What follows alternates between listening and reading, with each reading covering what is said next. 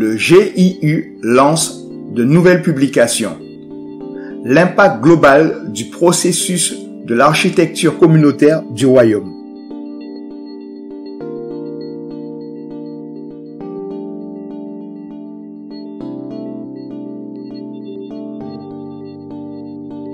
Les deux nouvelles publications de la Global Intelligence Unit du bureau du président du Congrès WBN met la crise globale en perspective.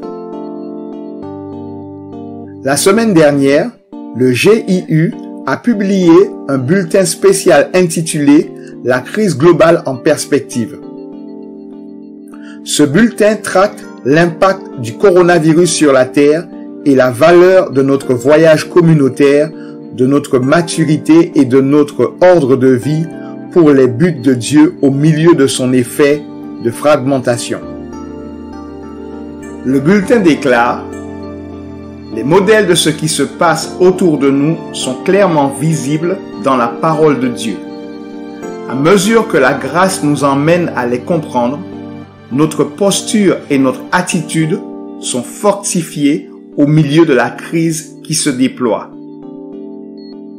L'article explique comment la violente secousse provoquée par le coronavirus a affaibli l'économie mondiale et submergé les secteurs de santé nationaux.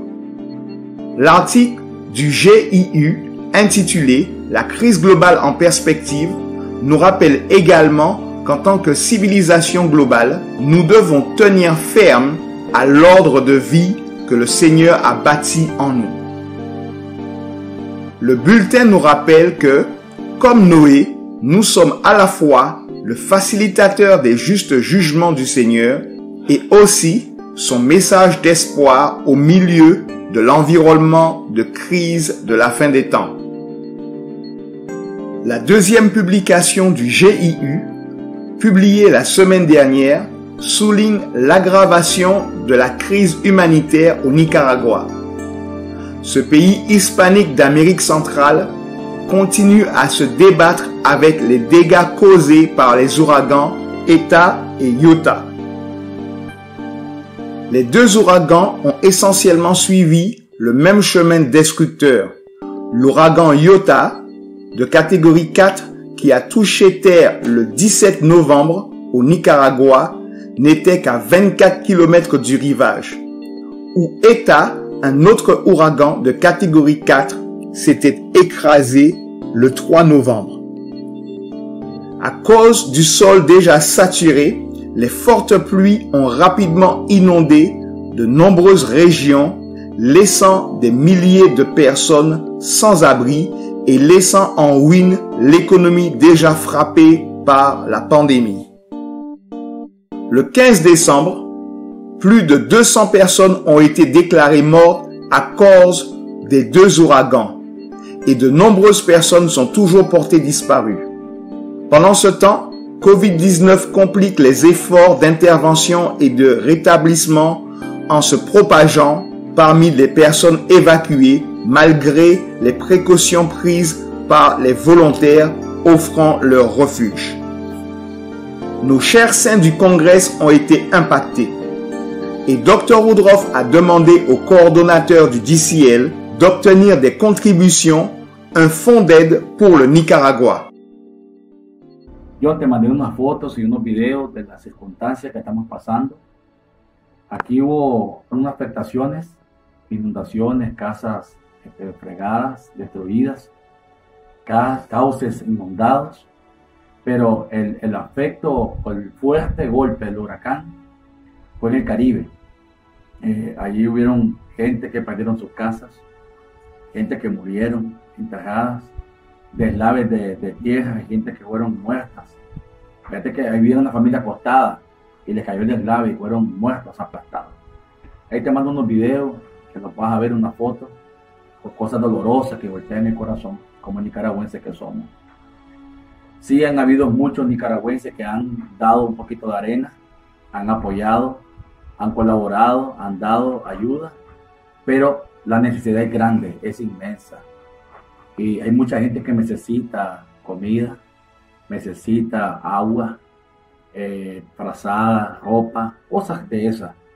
Pero no negamos que falta madera, o perlines, o clavos, clavadores, muchas cosas más. Sí, yo una necesidad grande, es bien difícil al ver cómo estas madres piden socorro y alimentación y tal vez uno que comiendo, duele en el corazón como nicaragüense. Si me preguntas al contorno de nuestra iglesia, hay mucha gente con hambre, gente con alimentación, gente con llevarle algo de comer. Nosotros le damos de comer a 180 niños, ahora estamos dándole de comer casi a 250 niños diarios. Es bien difícil, es bien complejo, pero te doy esta información general de lo que estamos viviendo, de lo que estamos pasando. Y esos videos que te mando hoy con un líder nuestro, tuvimos a traer un granito de arena para la gente del Caribe. Arroz, frijoles, aceite, papel higiénico, azúcar, lo que necesitan, ropa, porque hay gente que se quedó sin su morada. Entonces, la necesidad es grande, hermano.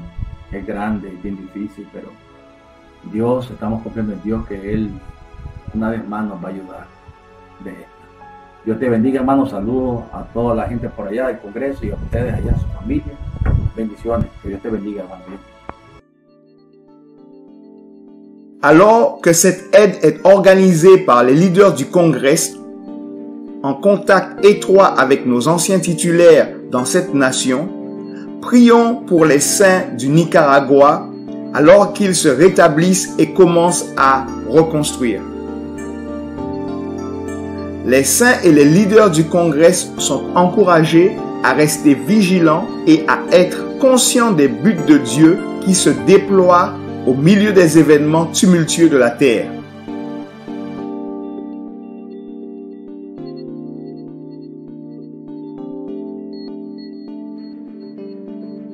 Le processus d'implémentation de l'architecture communautaire du Royaume continue cette semaine dans les communautés du Royaume à travers le Congrès.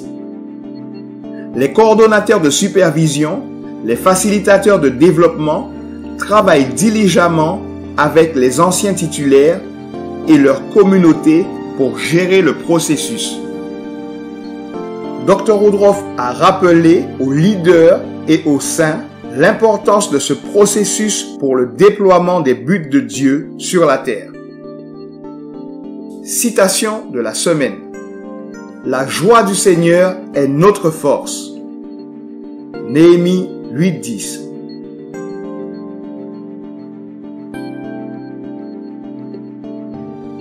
C'était les nouvelles de votre congrès.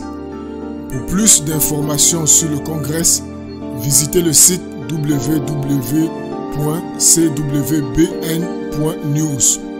Téléchargez l'application Congress News ou connectez-vous à Radio Canopy ou TV Canopy.